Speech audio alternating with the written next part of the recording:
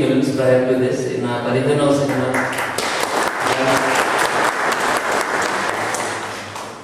Sir, Sterlia Films banner మీద మేము start చేసాం 2000లో. అప్పటి నుంచి ప్రతి సంవత్సరానికి ఒక సినిమా చొప్పున సోషల్లీ రిలవెంట్ మంచి సినిమాలు తీయాలి అనే ఆలోచనతో ఇండస్ట్రీలోకి రావడం జరిగింది. Mostly there are some notions, మనకు కొన్ని అభిప్రాయాలు ఉంటాయి. ఇందాక మాట్లాడుతూ గల్ఫ్కి వెళ్ళిన వాళ్ళందరూ చాలా కష్టాల్లో ఉంటారు, బాధల్లో ఉంటారు. అమెరికాకి వెళ్ళిన వాళ్ళందరూ చాలా హ్యాపీగా ఉంటారు, వర్క్గా ఉంటారు. ఇవన్నీ నోషన్స్. సో అలాగే సినిమా అన్నదానికి కూడా చాలా నోషన్స్ ఆధారపడి ఉంటాయి. సినిమా కొంతమంది లైట్గా తీసుకుంటారు, అంటే వాళ్ళకి సీరియస్ సోషల్ రిలవెన్స్ ఉంది అని అనుకునే వాళ్ళు కూడా చాలా మంది ఉన్నారు. I really wanted to say, and every platform I wanted to use this because ఒక సొసైటీ డాక్టర్ అంత అవసరమో డైరెక్టర్ కూడా అంతే అవసరం అన్న అప్రోచ్తోనే నేను ఈ ఇండస్ట్రీకి రావడం జరిగింది. నేను మెకానికల్ ఇంజనీరింగ్ కంప్లీట్ చేసిన తర్వాత జర్నలిస్ట్గా నా కెరీర్ స్టార్ట్ చేసి then I entered into film making. And ఇదే కాకుండా ఆల్సో ఇంటూ అకాడమిక్స్ అండి. I was into teaching cinema and international film ఇన్స్టిట్యూట్స్లో కూడా నేను టీచింగ్ చేశాను స్క్రిప్ట్ గురించి. అలాగే సినిమా అంటే ఇంట్రెస్ట్ ఉన్న అందరికీ కూడా సినిమా గురించి తీసుకొని వెళ్ళాలి, దగ్గరికి వాళ్ళకి ఇంటిమేట్ చేయాలి, నాకు తెలిసిన ఆలోచనలన్నీ పంచుకోవాలి అని చెప్పిన cinema has been democratize. Cinema అందరి చేతుల్లోకి వచ్చింది. It's a powerful medium. ఆ పవర్ఫుల్ మీడియంని ప్రాపర్గా యూటిలైజ్ చేసుకోవాలి అంటే there has to be proper research. Gulf అన్న ఒక థాట్ నాకు చాలా రోజుల నుంచి నా మైండ్లో లింకర్ అవుతుంది. ఎప్పుడైతే whenever I see some statistics నేను చాలా ఆశ్చర్యపోతూ ఉన్నాను. 50,000 కోట్లు 60,000 కోట్లు మన రాష్ట్రానికి పంపిస్తున్నాను. గల్ఫ్ కమ్యూనిటీ గురించి మనం ఇస్తున్న రికగ్నిషన్ ఎంత, లేకపోతే వాళ్ళకి ఇస్తున్న ఎక్నాలజ్మెంట్ ఎంత అంటే it's big question mark. Even ఇండస్ట్రీలో కూడా ఎన్ఆర్ఐ అంటే అమెరికాలో ఉంటున్న వాళ్ళ గురించే మనం స్టోరీస్ చెప్పాలి. That is an up market cinema అనే ఒక ఆలోచన నుంచి అది కాదు. They have lot of social importance. మన సొసైటీలో వాళ్ళు ఇస్తున్న కాంట్రిబ్యూషన్కి మనం ఒక ఎక్నాలజ్మెంట్ ఇవ్వాలి, లేకపోతే వాళ్ళ సమస్యల మీద మెయిన్ స్ట్రీమ్ మీడియా మాట్లాడితే బాగుంటుంది అన్న ఆలోచనతో నేను ఎంచుకున్న టాపిక్ ఈ గల్ఫ్. సో ఒకసారి మనం ఇష్యూస్ అన్నింటినీ కూడా డీల్ చేసేటప్పుడు చాలా బోరింగ్ అయిపోయే ప్రమాదం. ఏంటి మొదలుపెట్టిన దగ్గర నుంచి ఏదో సోది సమాజం ఇవన్నీ చెప్తుంది. Because we come to theatre to get entertainment. So ఇలాంటి ఒక పొజిషన్లో ఒక serious topic social media cinema మీడియంలోకి తీసుకురావడం ఎలా అన్న ఆలోచనతో I definitely need a story in the foreground. Foreground లో మంచి కథ ఉండాలి, లవ్ స్టోరీ ఉండాలి, పాటలు ఉండాలి, ఇవన్నీ ఉండాలి. ఇవన్నింటినీ కూడా ఉంచుతూనే మన సబ్జెక్ట్స్ మన సమస్యలన్నింటినీ కూడా డీల్ చేయాలి, డిస్కస్ చేయాలి అనే ఒక cinematic balance I wanted to bring to the journalism. ఒక జర్నలిస్ట్గా ఒక సినిమాని అప్రోచ్ అయితే ఎలా ఉండాలో అదే అప్రోచ్ తోటి నేను సొంత ఊరు సినిమాని తీసినప్పుడు ఎస్సీ జెడ్ల ప్రభావంతో విలేజెస్ ఎలా డిస్ట్రాయ్ అయ్యాయి అనే టాపిక్ తీసుకుంటే గంగపుత్రుడు అనే ఇష్యూలో ఫిషర్మెన్ కమ్యూనిటీ కొన్ని ఇష్యూస్ అన్నింటినీ డీల్ చేయడం జరిగింది. Most popular amongst them is ఒక రొమాంటిక్ క్రైమ్ కథ అండ్ ఒక క్రిమినల్ ప్రేమ కథ. ఈ రెండు కూడా commercially they were accepted because అది యంగ్స్టర్స్ కి సంబంధించిన ఇష్యూస్ ని అడ్రస్ చేయడం.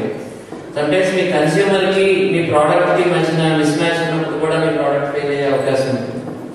And you have to understand your consumer also before making a product.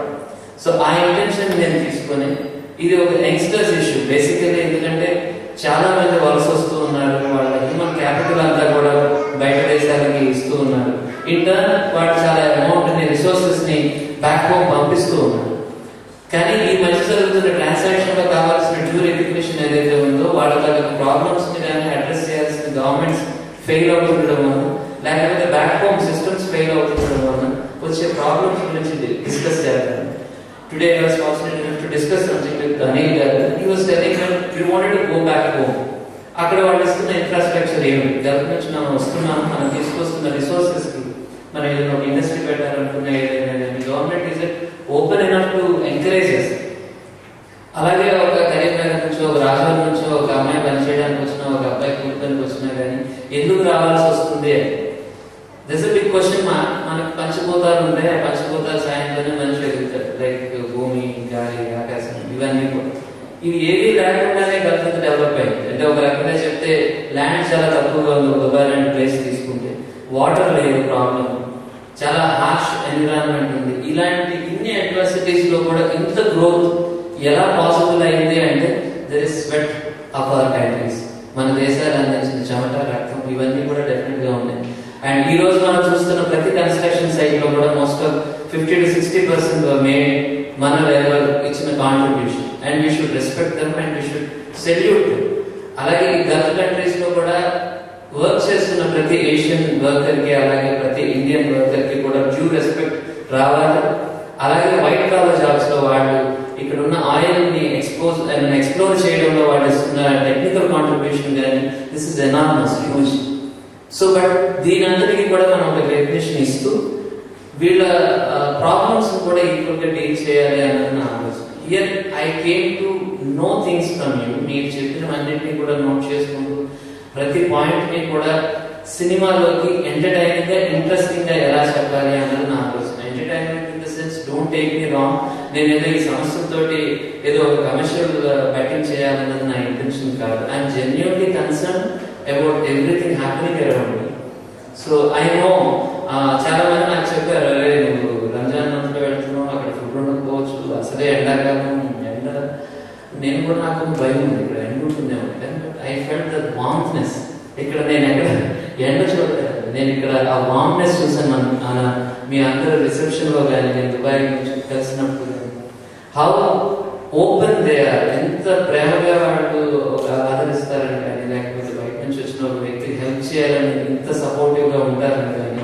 I'm nobody this, ఈ కమ్యూనిటీలో ఇక్కడ నేను నోబడీ. బట్ ఒకడు వచ్చి ఏదో ఫిల్మ్ చేద్దాం అనుకుంటున్నప్పుడు ఇంతమంది ప్రేమతో ఇక్కడికి రావడమే ఒక నిదర్శనం. The kind of warmness you have in the heart of your fellow Telugu guy. And I'm very proud to be Telugu. And ఈ పాయింట్ ఇక్కడ ఒక ఫారెన్ ల్యాండ్ లో very far from my place, I still feel at home. నేను గత 10 రోజులుగా నేను Gulf లో ఉన్నానండి, but I'm still feeling at home. నాకు ఎక్కడ నాకు ఫీలింగ్ కలగలేదు. మేబీ 10 years 15 years మీరు ఇక్కడ ఉండగలుగుతున్నారంటే కారణం maybe only because of that. That kind of close netted community నేను ఇక్కడ చూసాను. అండ్ ఇక్కడ చేస్తున్న గొప్ప గొప్ప activities I was shock to see. నాకు నిన్న చూపించారు ఇక్కడ కళ్యాణం, మన సీతారాముల కళ్యాణం ఎంత గ్రాండ్ గా చేస్తారు, లేకపోతే రిలీజియస్ ప్రోగ్రామ్స్ కానీ, లేకపోతే cultural activities, why it is not reported back. ఇంత గొప్పగా ఇక్కడ జరుగుతున్నా కానీ యాక్టివిటీ అక్కడ మనకి ఎందుకు తెలియదు. We are contributing a lot. అంటే ఒక స్టాటిస్టిక్స్ ఏం చెప్తాయంటే 11% యూఎస్ నుంచి వస్తే 33% ఇస్ కమింగ్ ఫ్రమ్ గల్ఫ్.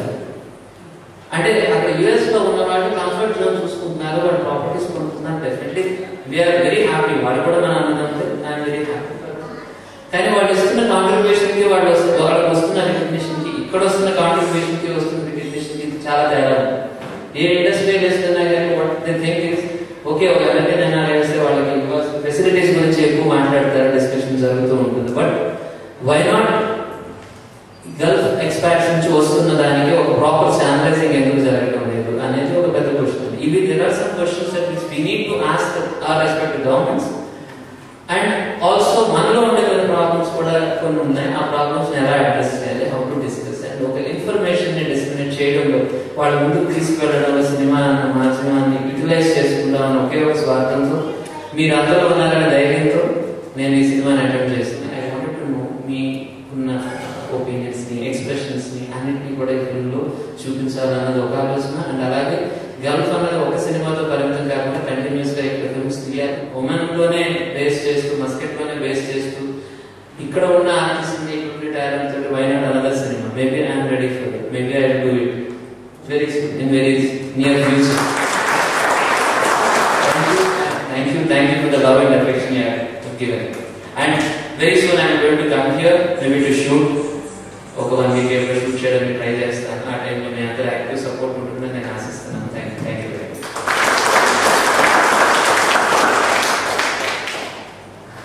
ముఖ్యంగా ఈ ప్రధాన మీకు అభిప్రాయాలు just want to confine that. ముఖ్యంగా చూసింది ఏంటంటే గవర్నమెంట్ సపోర్ట్. అంటే ఏ విధంగా గవర్నమెంట్ ప్రొవైడ్ సపోర్ట్ ఇక్కడి నుంచి వెళ్ళే వాళ్ళ గురించి, ఏ విధంగా ఎన్ఆర్ఐస్కి, గల్ఫ్ ఎన్ఆర్ఐస్కి ఏ విధంగా గవర్నమెంట్ సపోర్ట్ చేయబోతుందా అనే ఒక భావన చేయబడాలి. Like it is only possible when you show some industrial sphere, it is only possible when you show something is happening big. It is not that only the small people, it's not that there are industrialists are here, there are the people who can contribute to the Indian community. మనీకి తగ్గట్టుగా recognition ఎవరికి రావట్లేదు. It may be labour who is running, వాడికి వచ్చే 50 ఏళ్ళు 40 ఏళ్ళు Gulf ఇండియాకి వెళ్ళిపోతుంది. 10 ఏళ్ళతో వాడు బతుకుతాడు, కానీ 40 ఏళ్ళు ఇండియాకి వెళ్తుంది. ఈ దళారులు అనే వాటిని ఏ విధంగా కంటైన్ చేయగలము, అది గవర్నమెంట్ వాళ్ళ తరఫున ఏ విధంగా తెప్పించగలము అనేది ఒకటి చూడగలిగితే almost most of the problems which the labour community facing that can be contained. It's a pride to the country that some people coming out from here and sending back to money. So ఈ రోజు ఈ సునీల్ కుమార్ రెడ్డి గారు వచ్చిన సందర్భంగా మన సభ్యులంతా వచ్చి ఇలా సమావేశమై సాధకవాలుగా చెప్పడం చాలా చాలా ఆనందంగా ఉంది. సో మనం అందరం సునీల్ కుమార్ రెడ్డి గారు తీసే చిత్రాన్ని విజయవంతం చేయాలని